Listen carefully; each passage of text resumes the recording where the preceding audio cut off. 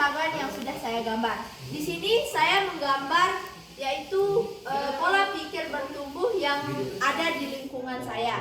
Yang pertama itu di PKBM. Nah, di PKBM ini ada beberapa dibagi menjadi 3, yaitu yang pertama dari Grow Mindset Guru, Grow Mindset Masyarakat, dan Grow Mindset Teman. Dari Grow Mindset PKBM dulu. Nah, di sini ada dukungan tutor, umpan balik, dan Grow Mindset di PKBM. Dalam PKBM, Grow Mindset ini penting karena banyak peserta didik datang dengan latar belakang berbeda. Ada yang merasa tertinggal, ada yang merasa kurang nyaman di sekolah sebelumnya, bahkan ada yang merasa kurang percaya diri. Nah, peran tutor dalam Grow Mindset di PKBM adalah untuk menumbuhkan keyakinan bahwa mereka mampu untuk berkembang dan mau berusaha. Nah, di sini peran tutor dalam Grow Mindset di PKBM Umus Sejati terbagi menjadi 3, yaitu yang pertama ada motivator, yaitu untuk memberi semangat bahwa kegagalan bukan akhir tapi proses. Kedua ada fasilitator, yaitu untuk menyediakan metode belajar yang variatif sesuai kebutuhan siswa di PKBM. Dan ketiga ada pembimbing, yaitu untuk memberikan umpan balik yang membangun bukan menjatuhkan. Kesimpulan dari Grow Mindset di PKBM Umus Sejati ini adalah Grow Mindset adalah keyakinan bahwa kemampuan dapat berkembang melalui usaha dan dukungan.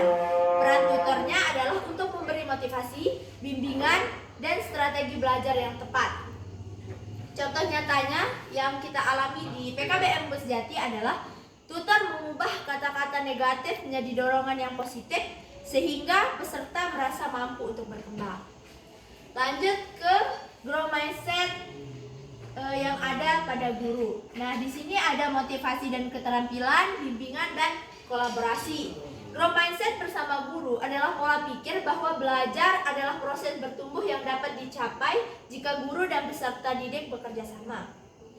Yang pertama ada motivasi. Peran guru dalam memotivasi ini adalah untuk memberikan dorongan agar peserta yakin bisa berkembang. Kedua ada keterampilan. Peran guru dalam keterampilan ini adalah untuk membantu siswa menguasai keterampilan baru secara bertahap, seperti seni musik yang ada di PKBM dan masih banyak mata pelajaran lainnya. Ada juga bimbingan guru. Nah, peran guru dalam bimbingan ini adalah untuk menjadi pendamping yang memberi arahan dan solusi ketika peserta mengalami kesulitan. Keempat, ada kolaborasi. Peran guru dalam kolaborasi adalah untuk menciptakan suasana kerjasama antara guru, siswa, dan teman sebaya. Kesimpulannya adalah dengan 4 hal ini, siswa PKBM akan lebih percaya diri, tahan menghadapi tantangan, dan yakin bahwa setiap usaha akan membawa perkembangan. Terus kita lanjut ke Grow Mindset Masyarakat. Di Grow Mindset Masyarakat ini ada role model atau teladan, ada kerja keras, dan ada meningkatkan nilai sosial.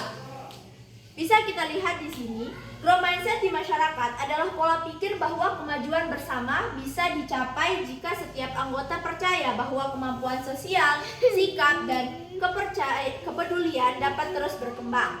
Yang pertama ada role model atau teladan. Maksudnya role model atau teladan itu adalah masyarakat membutuhkan figur yang memberi contoh positif agar orang lain ikut termotivasi. Contohnya ada misalnya tokoh masyarakat yang disiplin, jujur, dan rajin membantu warga lain, itu otomatis akan menjadi panutan bagi anak-anak muda. Terus yang kedua ada kerjasama. Nah, arti dari kerjasama ini adalah setiap individu percaya bahwa masalah akan lebih mudah diselesaikan jika kita bekerja sama. Contohnya itu misalnya gotong royong membangun jalan desa atau membersihkan lingkungan bersama-sama dengan semua orang yang ada di desa itu misalnya. Nah, nomor 3 itu ada meningkatkan nilai sosial. Makna dari meningkatkan nilai sosial ini adalah Grow Mindset mendorong masyarakat untuk memperluas kepedulian sosial dan menghargai keberagaman.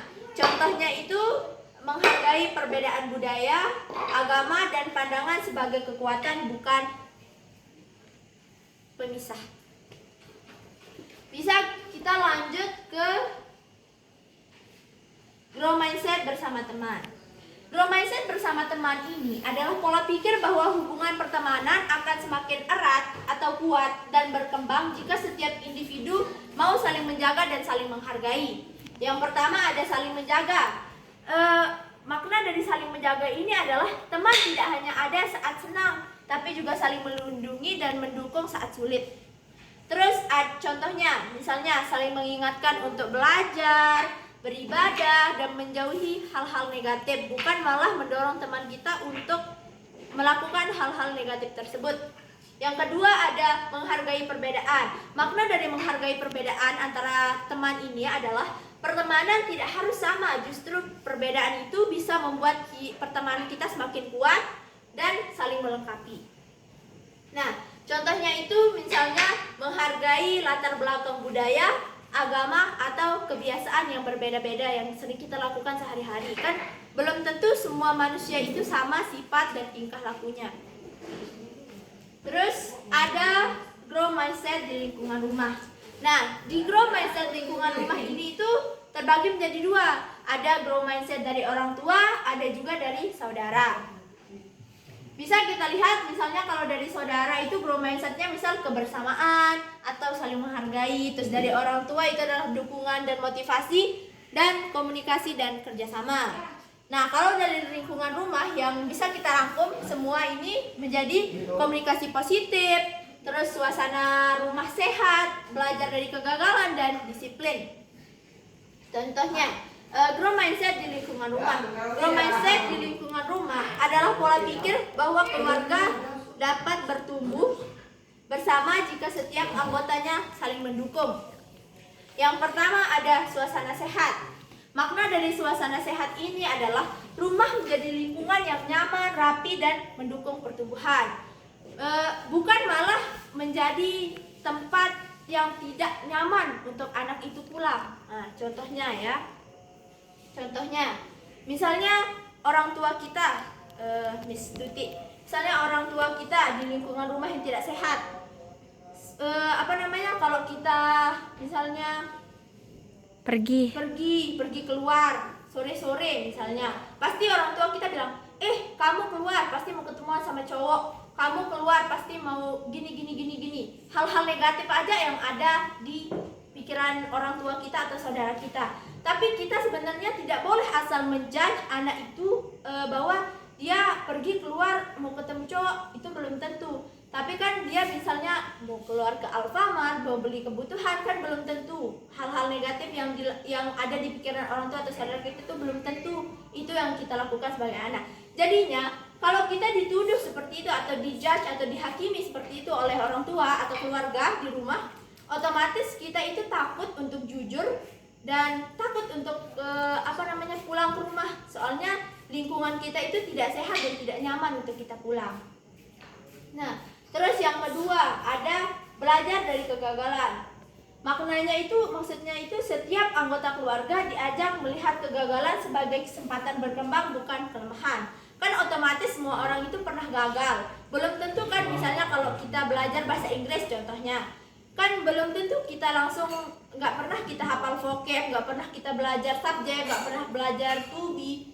Belum tentu kan kita langsung menguasai grammar, kan kita tidak tahu dasar-dasarnya. Kan belum tentu kita langsung tahu, belum tentu kita bisa langsung speaking yang well dengan orang barat misalnya. Nah, tapi kalau kita sudah belajar dari kegagalan, kita sudah belajar ini itu, dan kita sudah tahu, otomatis kita bisa speaking well. Nah, terus yang ketiga ada komunikasi positif. Setiap anggota keluarga berbicara dengan saling menghargai, bukan menyalahkan. Seperti kata saya tadi di atas, kita itu tidak boleh asal menjudge atau menghakimi anak.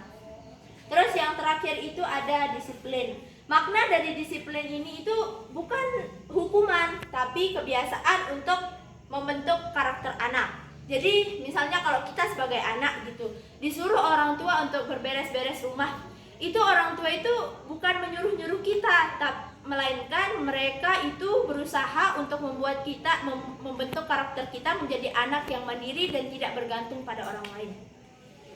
Nah, bisa kita lihat di sini pemetaan pola pikir atau grow mindset. Nah, di sini ada Anda adalah seseorang yang unik dan tidak banyak yang dapat dilakukan untuk mengubahnya. Di sini kita bisa memilih sangat setuju, setuju, tidak setuju, atau Bayi Hanum sendiri pilih yang mana? sangat tidak setuju. Anda adalah seorang yang unik, tidak banyak yang dapat dilakukan untuk mengubahnya. Saya memilih untuk sangat tidak setuju. Karena di sini kita kan ini dia memakai fixed mindset. Pola pikirnya tidak bertumbuh. Kalau kita menggunakan growth mindset, otomatis kita akan